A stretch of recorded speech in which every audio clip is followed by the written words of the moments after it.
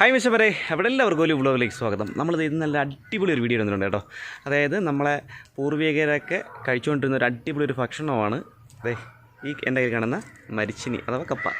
അപ്പോൾ ഇത് അവർ കഴിക്കുന്നതെന്ന് പറഞ്ഞാൽ കൂടുതലും പണ്ടത്തെ കാലത്താണ് കേട്ടോ. അവരിത് ചുട്ടൊക്കെയാണ് കഴിക്കുന്നത്. അതായത് നല്ല തീക്കനലൊക്കെ ഇട്ട് ചുട്ടെടുത്ത് നല്ല കാന്താരി ചമ്മന്തിയൊക്കെ വെച്ച് കഴിക്കുകയാണ്. അപ്പോൾ നമുക്കൊന്ന് ആ ഒരു വീഡിയോ ആയിരിക്കട്ടെ. അതായത് നമുക്ക് ഇതുപോലെ നല്ലപോലെ ഇതിനൊന്ന് ചുട്ടെടുത്തതിന് ശേഷം കാന്താരി മുളകൊക്കെ വെച്ച് നമുക്കിതിനെ കഴിക്കാം. നല്ല അടിപൊളി വയൽ മരിച്ചിനാണ് കേട്ടോ. അപ്പോൾ നമുക്ക് നേരെ അങ്ങോട്ട് പോകാം. അങ്ങനത്തെ നല്ല അടിപൊളി കപ്പ കേട്ടോ. അതായത് കടുപ്പൊന്നുമില്ലാത്ത നല്ല അടിപൊളി കപ്പ. ഇനി നമുക്ക് അടുത്ത് വേണ്ടത് കാന്താരിയാണ് കേട്ടോ. അപ്പോൾ ഇത് കാന്താരി പറിക്കാനായിട്ട് അപ്പുറപ്പുറമുള്ള വിളകളെല്ലാം പോയി. അപ്പോൾ ഇത് അങ്ങനെ നോക്കിയപ്പോഴത്തേക്കും കിളികളൊക്കെ ഭക്ഷിച്ച് അതിൻ്റെ ബാക്കിയുള്ളത് കിട്ടി കേട്ടോ. കുറച്ച് ചുവടുകളിൽ അടിച്ച് കറങ്ങിയപ്പോഴത്തേക്കും കിട്ടിയതാണ്, ഇത്രയും കിട്ടി. അപ്പോൾ അതൊക്കെ കൊണ്ടത് സെറ്റാക്കി വെച്ചു. അടുത്ത് നമുക്ക് വേണ്ടത് കനലാണ് കേട്ടോ. അപ്പോൾ ഇത് കുറച്ച് വിറവെല്ലാം കൂടെ നമ്മളിത് കത്തിച്ച് സെറ്റാക്കി ഒരുവിധം കനലാക്കിയതിന് ശേഷം നമ്മളിത് അതിൻ്റെ സെൻറ്ററിലേക്ക് ഇട്ട് നമ്മളെ കപ്പയെ വെച്ച് കൊടുത്തിട്ടുണ്ട്. ഇനി നമുക്ക് അതിൻ്റെ പുറത്തൂടെ കനലോ കുഞ്ഞു കുഞ്ഞു കമ്പുകളൊക്കെ എല്ലാം കൂടെ സെറ്റ് ചെയ്ത് വെച്ച് ഇത് നന്നായിട്ട് നമ്മളൊന്ന് അതിനൊന്ന് വേവിച്ചെടുക്കുകയാണ് കേട്ടോ. കനൽ അതായത് നല്ലപോലെ നമ്മളൊന്ന് ചുട്ടെടുക്കുകയാണ്. അങ്ങനത്തെ ഏകദേശമൊക്കെ കപ്പ റെഡിയായിക്കൊണ്ടിരിക്കുകയാണ്. അപ്പോൾ നമുക്ക് അടുത്തതിന് നമുക്കിതിനോടുള്ള നമ്മുടെ ചമ്മന്തി നമുക്ക് മെയിനായിട്ട് റെഡിയാക്കി എടുക്കണം. അപ്പോൾ ഇത് ചമ്മന്തി ഇത് ഇടിച്ചെടുക്കാനായിട്ട് നമ്മൾ ഒരു കുഞ്ഞ് അറിയാമല്ലോ, അതായത് ചെറിയൊരു അരകല്ല് പോലത്തെ സംഭവമാണ്. അപ്പോൾ ഇത് ഞാൻ കാന്താരി മുളക്, പുളി, ഉപ്പ്, ചെറിയ ഉള്ളി, അതുപോലെ നമ്മൾ കുറച്ച് ജീരകം കൂടെ എടുത്തിട്ടുണ്ട് കേട്ടോ. വേണമെങ്കിൽ നിങ്ങൾക്ക് വെളിച്ചെണ്ണയോടെ ചേർക്കാം. അപ്പോൾ ഇത് നമുക്കിനി ഇതിനെ എല്ലാത്തിനെയും ഒന്ന് നല്ലപോലെ ഒന്ന് അരച്ചെടുക്കണം. അപ്പോൾ ഇത് ആദ്യം ഉള്ളി ഇട്ട് നന്നായിട്ടൊന്ന് ഇടിച്ചതിന് ശേഷം ഇത് നമ്മൾ ബാക്കിയുള്ള എല്ലാം കൂടെ സെറ്റ് ചെയ്ത് നമ്മളത് അങ്ങോട്ട് നല്ലതുപോലെ ഇടിച്ച് നന്നായിട്ട് അരച്ചങ്ങെടുക്കുകയാണ് കേട്ടോ. അപ്പോൾ മച്ചവരി നല്ലതുപോലെ അരഞ്ഞതിന് ശേഷം കാണാം കേട്ടോ. അങ്ങനെ അത് നല്ലതുപോലെ നമ്മളിത് അരച്ചെടുത്തിട്ടുണ്ട് കേട്ടോ. നല്ല എരിവും അതുമാത്രമല്ല കേട്ടോ, ആ ഒരു സ്മെല്ല് കൊണ്ടാണ് ഞാനിത് പറയുന്നത് കേട്ടോ.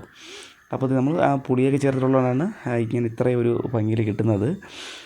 എന്താ പറയുക, കാണുമ്പോൾ തന്നെ നല്ലൊരു നമുക്ക് എല്ലാവർക്കും അറിയില്ലേ, നമ്മളൊരു കുട്ടിക്കാലം അങ്ങനെയൊക്കെ നമ്മൾ നോക്കുകയാണെങ്കിൽ ഇതേപോലെ കാന്താരി മുളകൊക്കെ അരച്ച് നമ്മൾ ചക്കയായിരുന്നാലും അതുപോലെ കപ്പയായിരുന്നാലും കാച്ചിലായിരുന്നാലും നമ്മളിങ്ങനെയൊക്കെ കഴിക്കുന്ന അതൊരു പ്രത്യേക ലെവലാണ്. അത് നമുക്ക് പറഞ്ഞറിയിക്കാൻ പറ്റത്തില്ല. ഇപ്പോഴത്തെ തലമുറ കുഞ്ഞുങ്ങൾക്കൊന്നും അത് അറിയത്തില്ല.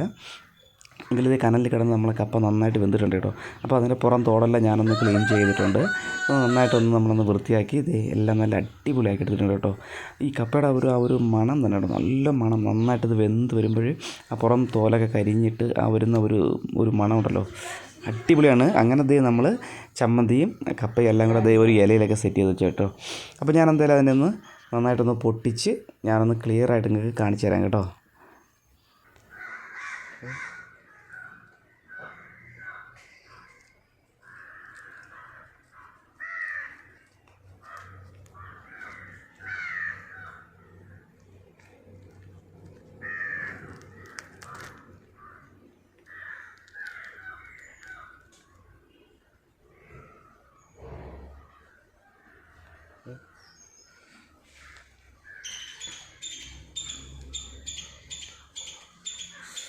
നല്ല ചൂടുണ്ടേ. ചമ്മന്തിയൊക്കെ നമ്മൾ സെറ്റാക്കി വെച്ചിട്ടുണ്ട്. അപ്പോൾ ഞാൻ എന്തായാലും ചമ്മന്തി കൂടെ ഒന്ന് കഴിക്കാം.